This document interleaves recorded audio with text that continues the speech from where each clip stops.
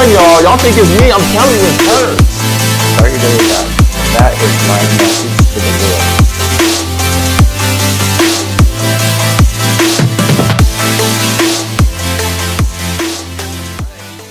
Well, welcome to the Inspired Purpose podcast. I am Mondo Davis. I'm Lisa Davis. We are your co-host, and we are so honored that you've tuned in. We have Dr. Taylor Simon with us, and she is an esteemed celebrity brand strategist. Did I say that correctly? You said that superbly. Wonderful. You're a speaker. You are a vocalist, actually built a career in the secular market and laid all that down. You're a mother of twins, a twin boy and girl. They are a wife. Yes, uno, dos. Yes, you and your husband are incredible people. You have an incredible story. Ministry, you have a nonprofit called T. Is that correct? T Nation. T Nation. And we the Esther Experience. Wonderful, wonderful. So we're so excited to really hear your story because you carry a mantle, you carry an authority, you carry a voice. You are so talented in so many different things. You just finished your doctorate degree as a mom, as a wife, a business owner, a homeschool mom at that. I mean, you have a lot of things going on and you look incredible, but you have an old soul. Thank you. Y'all the only people that are in your 20s, but you have the wisdom of most 50-year-olds. And thank you. Love you guys. Oh, y'all are dear friends. God bless you. So we would love to hear your story. Tell us a little bit about yourself, your background, and where you come from. Yeah, where I usually like to say that I come from the streets.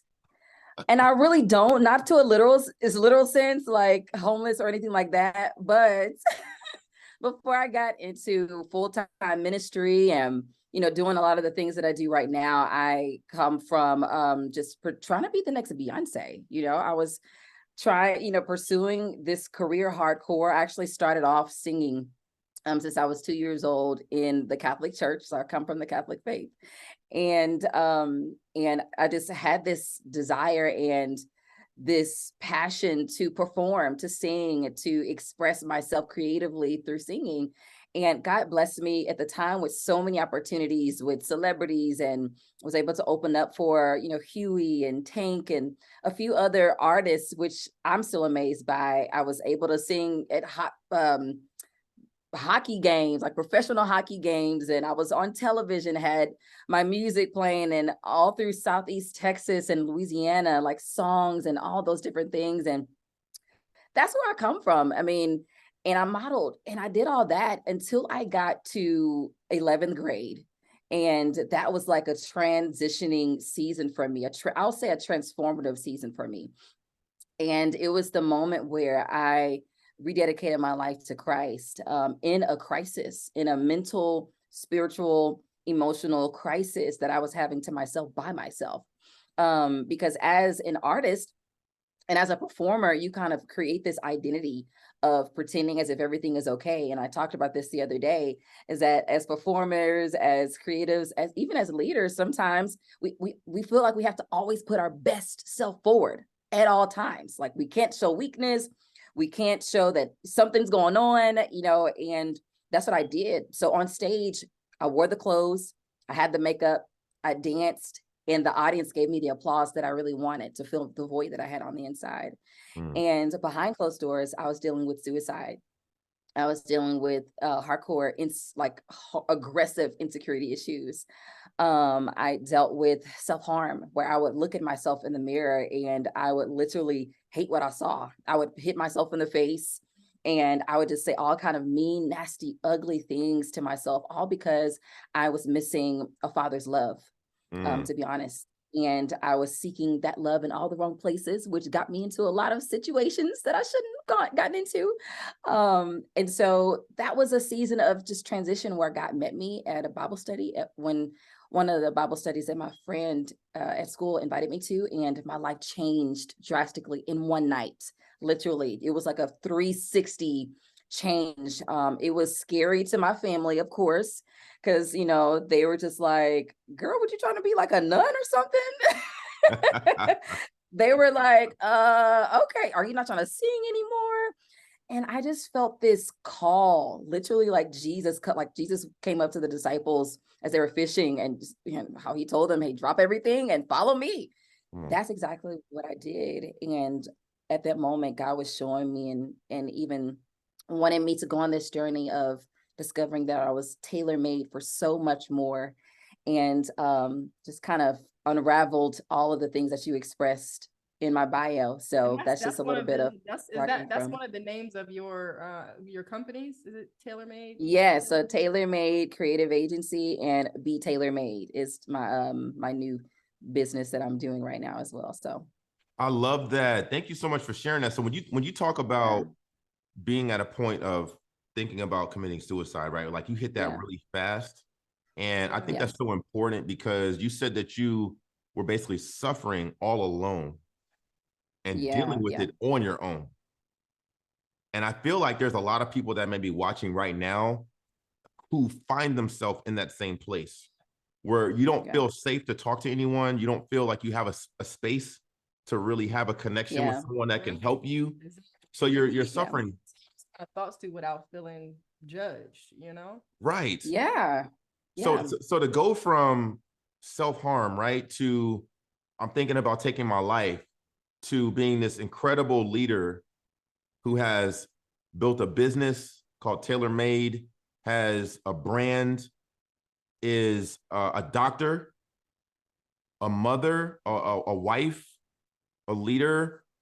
I mean, how do you make that transition successfully? and okay. I don't know anybody that good. lay down some makeup and lay all of that out the way you can. I mean, it is just a beautiful natural ability. I remember we were getting our pictures taken and Taylor came and did my makeup, and I looked at myself like, who is this? You shocked yourself.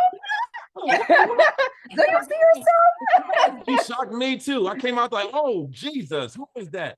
That's how Come we here, do. girl. That's how we do. That's right. That's right. The That's right. tailor-made transformation. That's how Come we on. do. And when I'm looking at you today, right? And this is like when you're able to see the hand of God in people's life. Because I'm looking at you today and I can't even imagine you looking at yourself in the mirror and hating what you see. Like, look at it. I mean, what did you see? What was it about yourself that you were hating so much? Yeah. So at the time, yeah. So just growing up, number one, in the music industry, there's, as a young girl, it's a lot of pressure to be perfect, to Right. have this image of perfection and to have it on. And of course, like, to be honest, in the music industry, sex sells. And so I was like, I was comparing myself to young girls and people and the artists that I saw on television. And, I was comparing myself to people in 17 magazine and in Vogue. And I was like pointing out all of the things that I don't have. And I would even look in the mirror and just hate my hair. I would be like, my hair is too nappy. I would look at my jawline and I would be like, my jawline is too masculine. It's too prominent. I would hate like my lips, and I would say my lips are too big, which interestingly enough, a lot of people are trying to get big lips nowadays, which is a compliment to myself today. That's right. That's right. Okay. We're just fabulous, fabulous. Yeah. And so, I mean, I would just look at my skin tone and just hate it. I mean, I was so hard on myself. And, I remember when I met my husband for the first time, and we were talking and we were just friends at the time. And I remember asking him like all the time, am I pretty? Am I pretty? Like, are you sure? Do you think I'm beautiful? Because I was looking for the affirmation from other people, from guys and from other people, basically, to tell me that I'm beautiful or that I'm enough or that I'm worthy. And, that's just, what I was dealing with when I just saw someone who was just unfit. Mm. Wow. So when you were able to drill down into the very molecular steps, if you could Yeah. give one or two, no more than 3 steps of what you did to come out of that place of, am I beautiful? Am I pretty? Oh, I can't, Always needed that affirmation. you from know, people. and then being in that industry is tough because, like you said, it's all Yeah. based on appearance, it's all based on comparison. You're comparing Yeah. yourself with these airbrush models that weigh Yeah. 110 pounds, and it's like the picture's been cropped, so it's not even the real them. It's And not you're the real trying to look up deal. to that, and it's not even a realistic expectation. Yeah. So comparison Yeah. kills. It does. How did you kill comparison? Yeah, well, I had to go so that starting from my 11th grade year, I went on this journey with God of like self-discovery, learning more about who I was and beyond the stage. Because honestly, the stage, the platform, the lights, that was really a space for me to be someone else and to escape from the pain and the hurt that I had experienced at home. Mm, And so the first step would be is to get to the root of it. And the root of my issue, it wasn't the magazines or what I was seeing in the magazine. That was just what do you call it, the outcome of the root.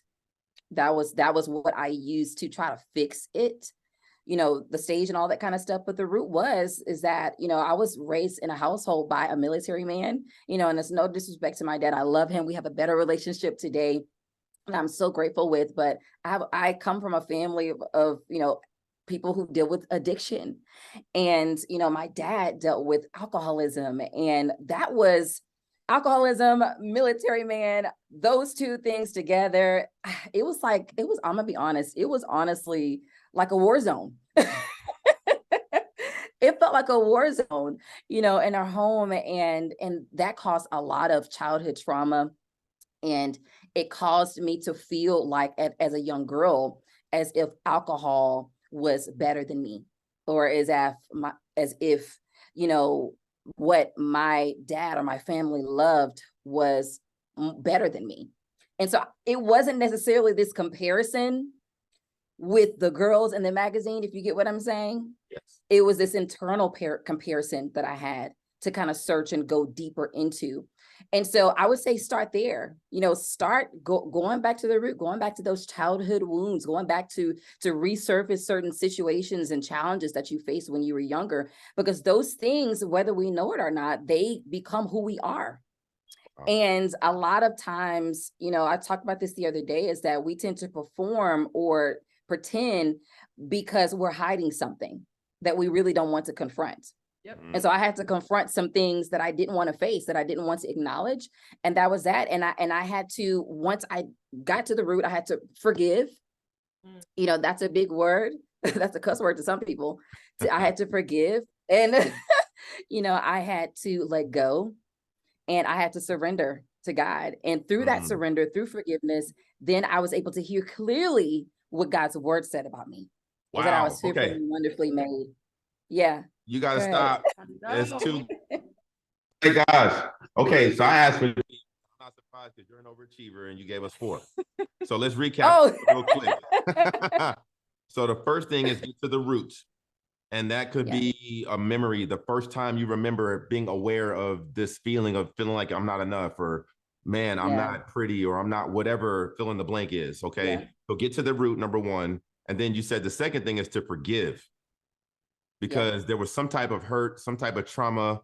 And if we don't forgive, I've heard it said that that's like drinking poison and hoping that the other person dies. Yeah. It just kills us. The forgiveness is for us, not for the other person. So forgive, let go. Is that right? Yeah. So it was identify the root. It was forgive, and then surrender. Surrender. And then let go. So surrender is a part of that letting go. Okay, I'm so stuck. That's the same thing. So, it was so after surrender, no, it's okay. So, but after surrender is receiving what God says about you. Come on. What God's word says about you. And so that's a whole nother thing, but you can't really hear what God is saying. You can't interpret or receive it at a heart level until you actually get rid of all the junk, which is a part of that surrender process and identifying what that root is. So it's not easy. Trust me. So good. It is not easy. You got to go through therapy. You Yeah. know, you got to do what you got to do. Hire you a therapist, journal it out, cry it out, you know, but it's a journey that is worthwhile because I am who I am today because I decided to be brave enough to go through that journey with God. So Man, can I Yeah. catch it? Okay. Just because I want to make sure that we get this. Because there's a lot of people out here. We have two ways that we receive information, right? So you have those who are feelers, and it's more of the experience and the story, and then those who are very logical and analytical. Yeah. And I'm trying to make sure that we are touching on both. So your story was so Yeah. powerful, and then for the analytical listeners, we're talking about this process that you went through to overcome this, because this is something that could change someone's life, and I want to make sure we don't just skate over this, because some people are listening like, okay, well, what are the steps? Like, what exactly do I need to do? Tell me how to get out of this, because I don't have anybody else to talk to. And this podcast is the only way I want to get this freedom that I need so I can move forward in my life. I just got off the phone with a guy who was talking about this very thing of breaking through the past and breaking through our barriers. We were just having a conversation about this. And when we get to the root, number one, that's the foundation. Number two is being able to forgive. Number three is being able to put yourself in a position to surrender. And that's hard because now I'm letting go of my will. Like, this is what I'm going to do. I'm a grown man. Yeah. No, surrender. And surrender to who? Surrender to Christ. And now we take those lives and replace them with truth. And we get to walk in our true authenticity and identity. Our God-given identity. Right? So for those that are listening and you're strategic and analytical and you're like, okay, well, we just named that process for you. So rewind this if you need to, write it down, meditate on that, spend the next 12 months, get your therapist, start going through the process, and you could truly become your true authentic self and walk in your true identity of knowing who you are and whose you are. I have a question when you talked about at the very end, the surrender part, right? Yeah. I know hearing part of your story, you talked about the moment when you felt like you needed to lay all of that down, you know, and even just reading your post on your Facebook page, you talked about, you said like self-worship, and it was like three things that you had mentioned on there. Like, self-worship, suicide, and seduction. Yes. So was all of that a part of that phase in your life where you felt like you needed to surrender that? When you're talking about surrender, is that what you're talking about? And what like what was that interaction between you and God when you felt like he was asking you to lay that down? Because I hear people say the gifts are irrevocable, you know. So what in that surrender part made you feel like, you know what, I'm just going to just lay all this down. I'm not even going to touch it anymore versus let me just take this and use it for the Christian world, you know? Yeah. Well, and unfortunately, a lot of people tend to do that. You know, the gift is given without repentance, like the word says, you know, but it's kind of like this. If we don't read the instructions on a gift that we received for Christmas, if we don't read it, if we don't look on YouTube to figure out how to use it, then we'll mishandle it and we'll eventually break it. And so that was a realization that I had to come to at that moment of my life of surrender, is like, God has given me this gift of my voice, not just singing, but of my voice in general. And he's like, I have something so much greater that I want to do for you. And I want to purify what I've given you so that when you go back out, when I launch you back out, it will be done in a healthy way, right? It'll be done in a way that is not drawing people to you, but will be drawing them to me, to Christ, right? And so that was the whole idea, is that I had to let go of this idea. And at the time, I didn't really know that I was doing that, you know, because when you're young, you don't know that you are, you know, doing seductive things to draw people to you, but you just think that you're just singing, or you think that you're just acting or speaking or writing or whatever the case may be. But, you know, the result and the outcome of the internal trauma that I was dealing with was seduction, attention seeking. You know, it was that self-worship, because I lacked a lot of self-worth, you know, so I felt like I needed the applause and the approval and the acceptance of other people. So I got on stage, and that was like my addiction. That was like my dope theme, you know, the applause and you know, all of that stuff. And so I had to surrender this idea that I needed other people's approval, that I needed other people's applause, that I needed other people's acceptance. I had to surrender the seduction that I was doing to draw men to me, to manipulate and to do all those different things. And I had to surrender that identity to Christ so that I could receive the identity that he really truly called me to have. And so that was difficult, but it takes a lot of just sitting down and reading his word through his, you know, the word, the Bible says the word is a double-edged sword, just tearing through all of that stuff, you know. And I honestly can't take credit for it. It was Christ in me who was able to transform me and cause me to receive the revelation that he gave me at the time that I was dealing with all those things. And he gave me the strength and the courage to surrender it. So. Wow. Do you ever, you know, I'm thinking about a person that may have had like an addiction to alcohol or something like that, and they recover from it. Even though Christ walked you through this process, is there ever days where you feel like, oh, I'm getting sucked back into it, or you have like this fear? You know, are there any days like that, or when Christ touched you, he literally like wiped it away and it never comes back? So actually, so when I rededicated my life to the Lord and I started that journey, I actually made a mistake in college, where I ended up really receiving this really cool opportunity. And we with this guy, and we actually have a video, and it got over like 100,000 views. I mean, it was like amazing at the time. So I thought, and I ended up getting with this guy, and something ended up happening that was just, you know, I ended up making a mistake, falling at the time. And at that time, God would, and to be honest, I had this like freakish like breakout on my face. Like, yeah, super crazy. This freakish breakout on my face. And I remember praying and asking God to help me because I had to get medicine, and my face was itching, and it was just like a lot. That was just a manifestation of the sin that I was letting myself get into, like a falling back. And I had, after praying, God was like, when are you going to truly make the decision to follow me? Like, like, you're going to have to make the decision today to choose me. It's either your past or you're going to choose me fully. And I went through some health issues at the time, I was dealing with a lot of migraines. And it was at that moment I was like, you know what? I can't play any more games with God. Like that holy fear.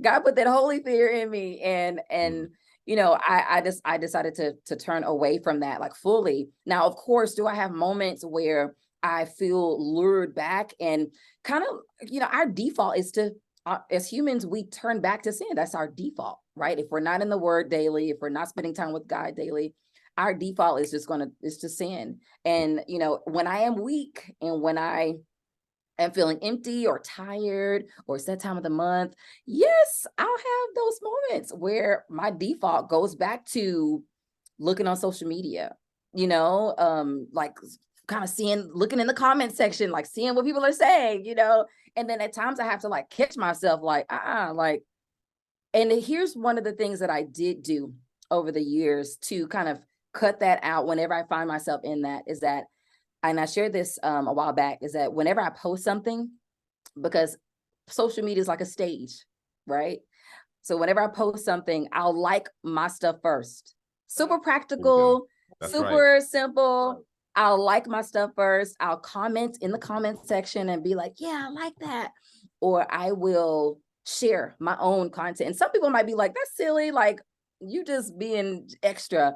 But for me, my personal story is that I have to like myself first before anybody else does. Come on. And that's me reminding myself that Christ loves me, and I have to like myself first. I don't need the validation of anybody else to say that I'm good or I'm worthy or that my stuff is awesome, because I can say now today that I know that I'm awesome.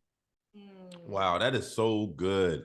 And I feel like there's so many people that find themselves in a place where there's such a comparison, especially on social media, because you can make yourself look a certain way, like you talked about with Hollywood and the entertainment industry. you can kind of come across in a way that's not truly authentic, a way that's not your true Yes. identity, and you can present in a way that's it's like a shell of yourself, right? So Yeah. when you're sharing about liking your stuff first and not being concerned about what someone else thinks, kind of transition us into a space now where you talk about all the things that have come out of that season of getting down to the root, kind of looking at the background of where you come from, forgiving, surrendering, and then really recommitting yourself to Christ. Yes. That process you took us through on how to get free. Really, that's a freedom journey right there. Yes, And it and is. getting to the point It is. now where you say to yourself, okay, I'm going to be authentic. I'm going to be tailor-made. Like, tell us even Yeah. how you came up with that branding. I like that. Tailor-made. That is so unique. Yeah. But kind of give us the story about how tailor-made was born.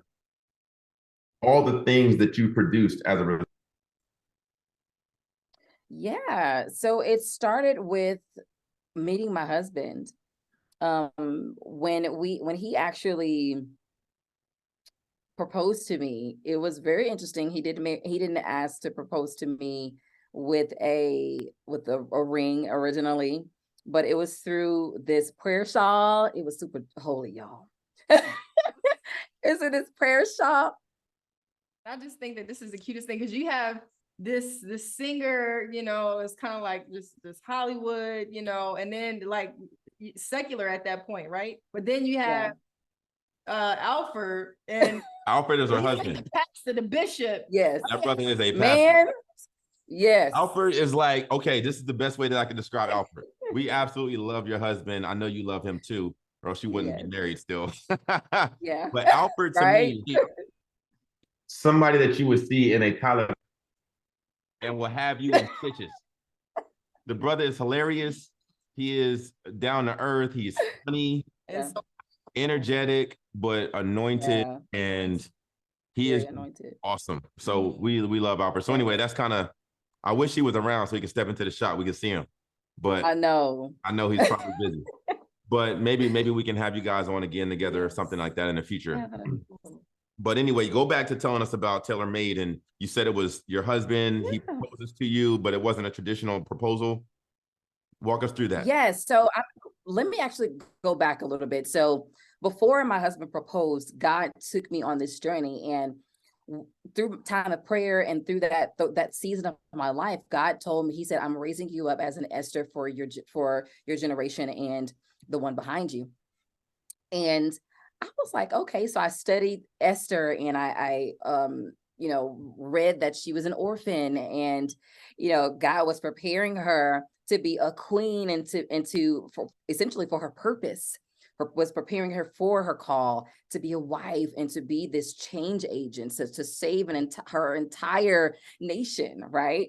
And so that's what God had told me that he was raising me up to be.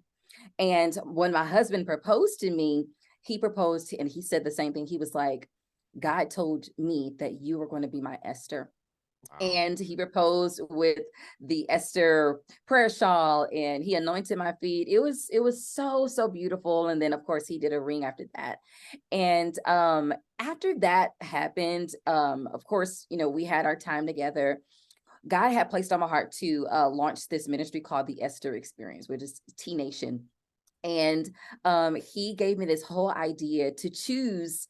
It's kind of like the Bible, when the king actually chose some women, to go through this beautification process to be prepared for the king. And so I took that same concept, and long story short, God gave me the idea to choose 4 women from different walks of life, different ages, different ethnicities. And he said, I want you to be a blessing to them.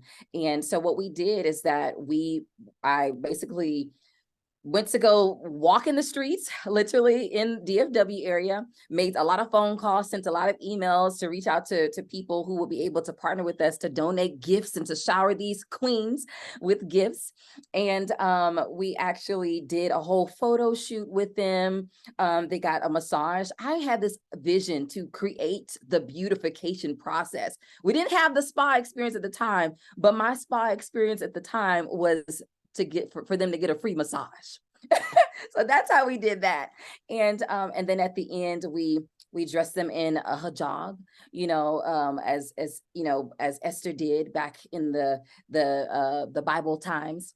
And it was such a beautiful experience. I got to speak life over them at the end, and it was profound. And then we actually had another conference after that actually got sponsored by the mayor of McKinney at the time, and we had it in this huge castle, fully paid off. Same idea, just different women. We actually was able to partner with Embrace Grace as well. It was such a powerful, explosive experience where I know God has called me to raise up the next generation of Esthers, of Deborahs, of kingdom, well-rounded women to be influential in certain areas of their life, or just certain sectors of the world, for such a time as this. And so that birthed out that ministry. And also it hasn't always been tailor-made, but it started off as Tay's Divine Designs when it comes to business, where I was like the homegirl down the street, who people called, hey, can you make me a graphic real quick? Can you do this real quick?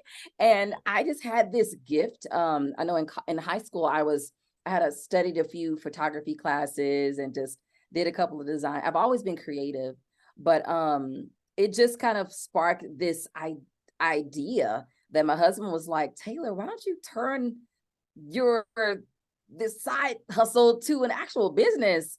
And so I actually it was a year's process, but one important part of that process to get to TaylorMade was that I actually had a coach. His name was Jonathan Sprinkles. And I was actually able to go to his conference and actually be the social media expert at his conference, and was able to do some really cool things there. And I rose my hand because I felt like there was something so much more that God wanted to do with my business. And he was like, I feel like your business name needs to be TaylorMade. And I was like, why did I think of this? It's been there this whole time. And after he said that, it went from Tay's Divine Designs to TaylorMade Photography, to Divine Desires, and now TaylorMade Consulting Agency to TaylorMade Creative Agency. And so there was this whole evolution process that happened because I went through an evolution, personally. And so my business and my ministry has evolved with that. And so that's why TaylorMade brand is here now. Man, that is amazing. That's a lot. Yeah. Most people, I'm like, what? And yeah. And not only did you birth twins in this process, and you've been married now for how long? 10 years this year. 10 years, a decade. Congratulations. Yes. That's awesome. Yay! That's a lot, man. And then in the midst of all of this, so what would you say to someone who is deciding right now, I'm going to go through those 4 steps that you talked about. I'm going to get to the root of this. I'm going to forgive. I'm going to surrender. And I'm going to resubmit my life to Christ as a result of this show, this talk. I'm going to do it now. I don't want to wait another day. Self-harming. I'm tired of these thoughts of suicide. I'm tired of feeling like I'm not good enough. Like I'm comparing myself. I'm tired of that. I want to be my true, authentic self. And I want to be able to produce and give to the. How does someone step into the execution? Okay, this is a whole different thing because we talked about the soft skills before of doing the internal work. But now I've done the internal work. I'm here, I'm ready.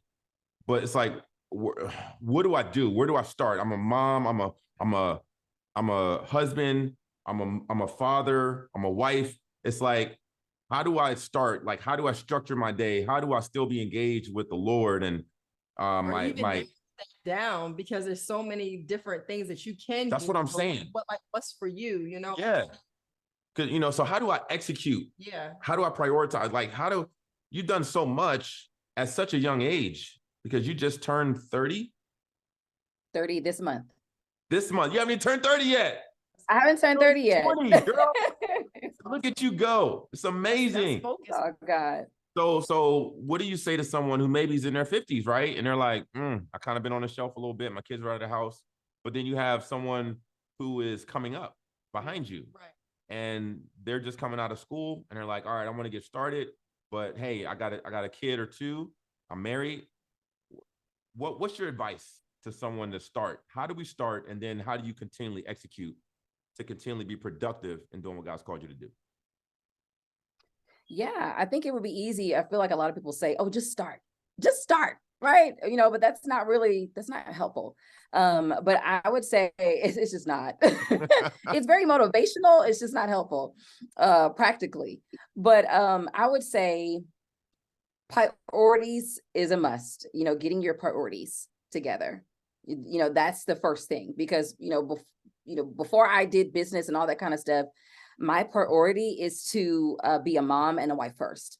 Yes. Before anything else.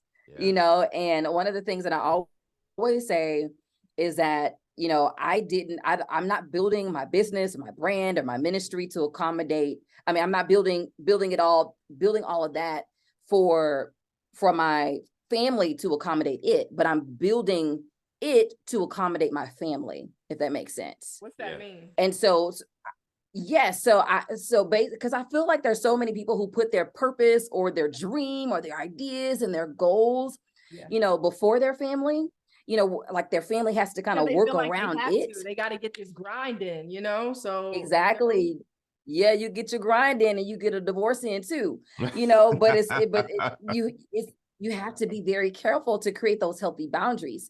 And so I've realized is that I'm building this brand so that it can accommodate my family. I'm not building my family to accommodate it. Yeah. And so I want to make sure that I structure my days with that in mind, and to set aside my time with my husband first, to set aside my time with my kids first. I have a certain times each day where I do homeschooling with my kids, and that's very important to me.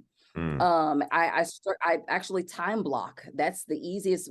I've been like this for a long time, and I've gotten off track with it before. But my personality, because I'm a creative, and I know that if I don't have structure, if I don't have boundaries or a system in place, I'm all over the place. I'm like shiny ball.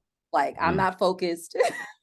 And so I have to block my time out and block those things in that are most important to me. And that's first. There's a book called Miracle Morning. And so my morning starts with a miracle, and that's setting time with the Lord, because I know that if I don't have that time with God and pray and read my word, I'm no good for nobody. I'm not a good wife. I'm not a good mom, nothing if I don't have that time first with myself and the Lord. And then I read, you definitely have to make sure that you educate yourself. If you want to go into a certain business or do a certain ministry or launch a nonprofit, whatever you want to do, you have to get educated about that. So there's so many people that say, oh, just start. Well, the starting part for you may honestly be, you need to get educated. You may have to start with a season of gaining the wisdom and the knowledge so that you can execute in excellence, instead of just diving right in and making all these mistakes and then ending up finding yourself feeling like a failure. And then you end up getting discouraged and not wanting to do it at all. Right. So get educated. And so I set aside time for that as well. And I actually have certain times of the day, set aside for my business. And so I'm not the homegirl down the street anymore where you can just call me or text me, for business any wee hours of the day. I have a certain time in my day, each day, for that, to accommodate my business. But, that's what I do. And that's what's helpful for me to create those boundaries. When it comes to PhD, that's a whole nother thing. Like my brain still hurts from that season. But one of the things that I would say is that you have to guard your focus. You definitely have to guard your focus. And, as a mom of twins, of 4-year-old twins, I didn't have a whole lot of time during the day, realistically. That's just not realistic for me. And so I had to stay up, a little later at nighttime after I spent that time with my husband. And sometimes it'll be like 2-3 o'clock in the morning, but I had to get it done. And then I would wake up early, 5 o'clock in the morning to read, to study, to do my exams, to do my dissertation. So I had to get it done. And also I had to let go of excuses, talking about execution. We have to execute our excuses so that we can execute. You know, there's so many people that are like, Mm. yes, I got to do this, I got to do that. But we're doing a lot of busy work and not actually focusing in on the things that we really need to be doing. Mhm. And so that's that. And so that's just time blocking. That's just what my day looks like. But as it relates to specifically like leveraging, you know, the seasons, that's one of the things that I would also say is that you have to identify with the Lord what season that you're in. Where do you need to start first? And then start there. You know, I would say start there, get educated. After you get educated, we'll take one step at a time. You know, you don't have to speed through the process or speed through the journey. You know, one of the things I always say is that our mistakes is the greatest lesson. And so if we try to speed through the entire journey, we'll never find the gems through the journey, which us falling on our face and making those mistakes. And so that's just a little bit of what I would say of how to get started. Actually, you know, and maybe I would say to get a mentor, hire you a coach. after you've got educated yourself, Do you hire still you have a coach. even now, I a certain amount of success? Do you recommend a coach just throughout period? Yes, I would recommend a coach through every season. Yeah. Because it doesn't matter if you are a, you know, Fortune 5 company or like a multimillionaire, or if you're just starting. I feel like in every season of your life, a coach always needs a coach. A leader always needs a leader. You know, a pastor always needs a pastor. You know, everyone needs, you know, even a therapist always needs a therapist. You know, in every season of your life, you know, everyone needs that help. You know, it just kind of depends. So I remember in that season when I was able to identify that tailor-made was the thing, I had to hire my coach at the time, Jonathan Sprinkles, to be able to get that information. It was there because there's a lot of people that have a lot of potential. You have the creativity, you have the it factor, but you just need somebody to like point it out, like what that thing that's going to create that breakthrough for you, whether it be financially, you know, whether it be that aha moment. And that was it for me with him. And, you know, it takes humility, of course, to hire a coach or to, you know, have a leader to help you through those seasons, or, you know, as if you want to scale or grow in a season. But you have to be teachable in every season. I'll say that. You know, if you want to be successful, if you want to actually not just start but finish, you know, you have to be teachable. You have to be teachable. You have to be willing to hear from somebody that may know more than you, and they may not know everything, but they know how to help you to get to your next step, which is why I created Be Tailor Made, you know, which is my business and life transformation program, because there's so many people in business. I remember when I was a young girl and I had all these businesses. Like I had a cleaning company. I was doing nails. I was doing all this stuff, babysitting, but I did not, or in my family, I did not have the know-how to actually make money from it, like consistently and sustainably. And I feel like there's so many people that's out there that's like that. You know, they don't have the know-how. They don't know how to take it to the next level. They don't know how to maximize their potential. And there are so many resources like my coaching company, Be Tailor Made, and just with you all, with your company and with your businesses, you know, with what you do, reach out to somebody to get the help. You know, you don't have to do this alone. You don't have to face these giants alone.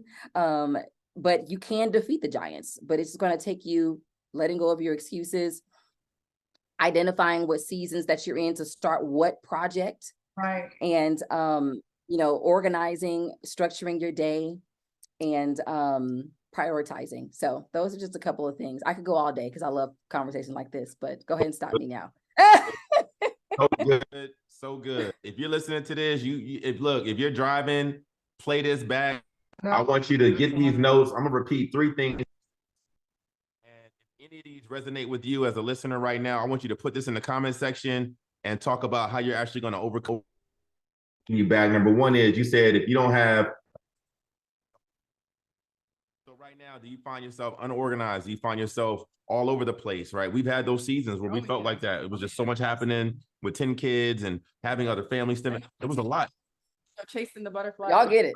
I'm like, come on, baby, bring it back, right? Yeah, but Do you have a system in place? Do you have a calendar? Do you write out or your goals for the day? Are you using a specific goals, a digital calendar? Are you using something to create a system in place so that you don't find yourself all over the place?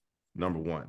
Number two, this is tweetable right here. I don't know if you made this up on the spot, but I love this. You have to execute the excuses to execute. That right there is a drop the mic moment. Did you just make that up as you were talking? I not just make that up, but I say that all the time Okay. in some of the talks that I've done, and just I that's just love what that. I That's the first time that I've heard I it. have to say to myself every day. That was tailor-made right there. You gotta trust. No, I'm gonna give Yeah, her that was tailor made. the first 3 times I say it, then after that is mine. Yes, yours. After that, I'll let you make it, but beforehand, you gotta give my 3 times, that's the rule, right? That's what preachers say. You got to give them 3 times credit.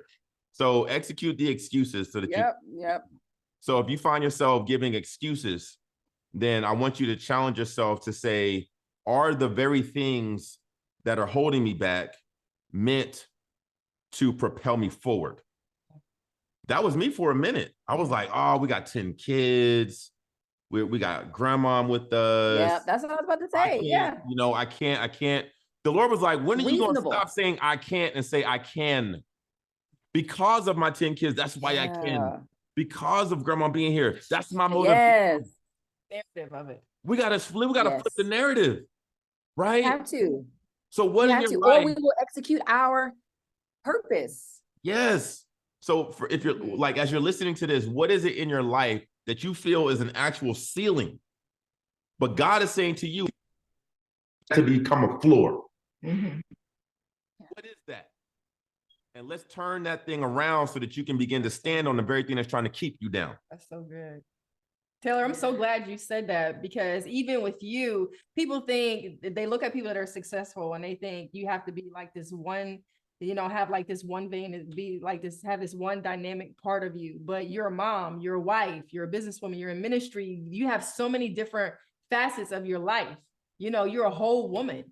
And I love that, because it encourages people like to still chase after your family. It's okay if you have children. It's okay if you're married, because a lot of times, especially nowadays, people are postponing some of the God's greatest gifts for the sake of success. Mm-hmm. And all of that is a gift. Like children, your family, all of it. Friends, all of that is a gift. And I love the fact that you said, out of everything that I've accomplished, my greatest accomplishment is being married to my husband and being a mother. Like, I love that, because so priorities are. it does. So last but not least, the third is, what do you need to do to prioritize the most important things? Mm-hmm. And I've heard this quote before, and it's, the most important thing is to keep the most important thing the most important thing. Mm-hmm. So what is the most important thing in your life that you need to prioritize because it has not been a priority? Quick story on this. I remember working with a very, very successful ministry. We were getting ready to have our second child, Mondo, and I got a call to go to the next location and set up for this particular leader that was coming in. And it was scheduled for the exact same time that we were going to have the baby. And me being new in the faith, new in ministry, I'm thinking, oh, God gave me this opportunity. I got to do it. This is going to be something, but I don't want to like disappoint God or like miss my calling, because I'm, so I was really genuinely, authentically confused. I just didn't know. It was just out of a lack of understanding. Called my pastor. My pastor was like, Mondo, tell them you are not going on that trip, and you're going to be there for your wife when you have the second child. And he took me to Ephesians chapter 5 and chapter 6. And that's where the Apostle Paul talks about our priorities.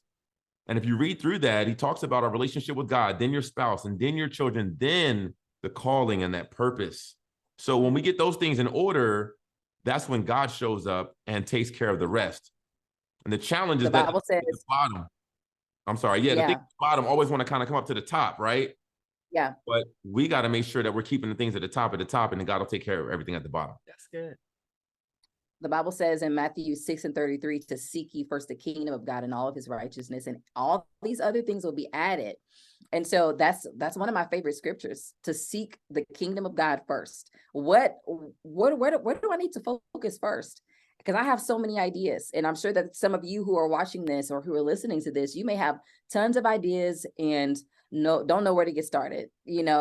First, keep God first, then your family, and then you can execute those ideas. And if you're all over the place with trying to figure out which idea to start on first, this is an exercise that I do with some of my clients, is write down all of those ideas on a board or on a sheet of paper.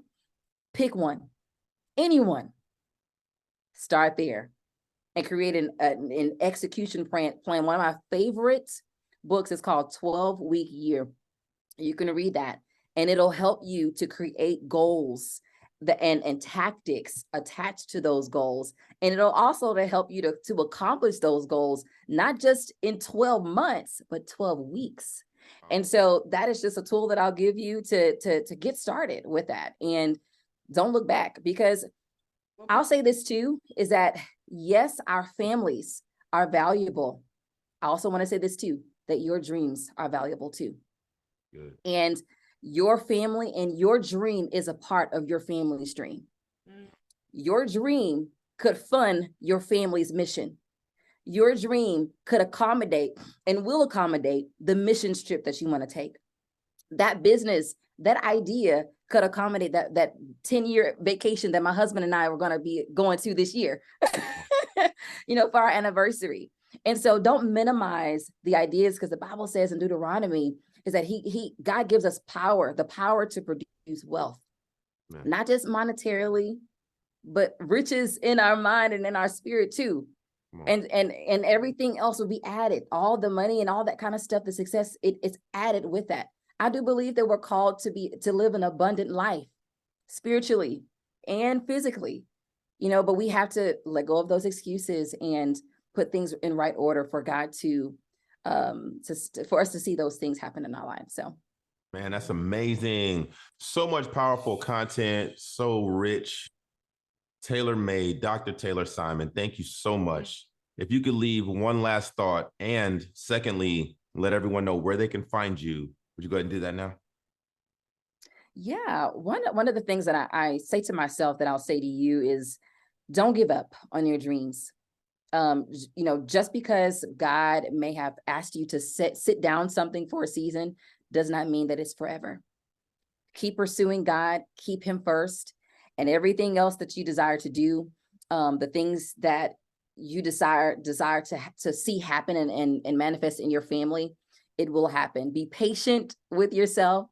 Many a times we'll go through I call it the valley of discouragement. Don't let your dreams die in the seasons of discouragement.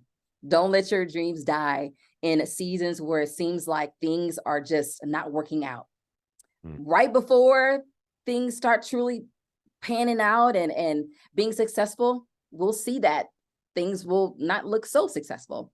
Don't give up in that season, because I almost did, but I want to encourage you not to. Don't give up on yourself. Don't settle for same.